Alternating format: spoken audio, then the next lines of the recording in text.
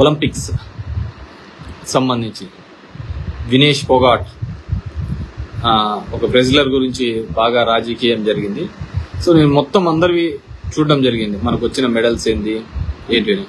హైయెస్ట్గా America మొదటి స్థానంలో ఉంటే, చైనా రెండో స్థానంలో ఉంటే, జపాన్ లాంటి చిన్నవి మూడో స్థానంలో ఉంటే, మనము 84 దేశాలు దీంట్లో పాల్గొంటే మనం 71 స్థానంలో మనం ఉండడం జరిగింది.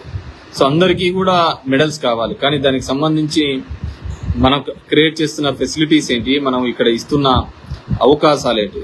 కేవలం నారాయణ చైతన్య ఇలాంటి దానిలో రాత్రింబగులు చదివించి పెడితే మెడల్స్ ఏంది వస్తాయంట. మనకు కేవలం ఒకటే క్రీడని మీద మనం అందరం కూడా ఆధారపడి క్రికెట్ అనే క్రీడని చుట్టే తిరుగుతూ ఉంటే భారతదేశంలో ఇంకొక ఆట కానీ ఇంకా క్రీడలు కానీ ముందుకు తీసుకున్నాను. ఇంతకుముందు నేను చాలాసార్లు చెప్పడం జరిగింది, చాలా చోట్ల కూడా చెప్తూ ఉంటారు. నాదొక వీడియోలో చూశాను, గేమ్స్ ఆడటం లేదా అంటే మా అమ్మ ఫోన్ ఇవ్వలేదు అనేది. సో అందరికీ అదొక కామెడీ లాగా అనిపించింది, కానీ నాకు బాధ అనిపించింది. ఎందుకంటే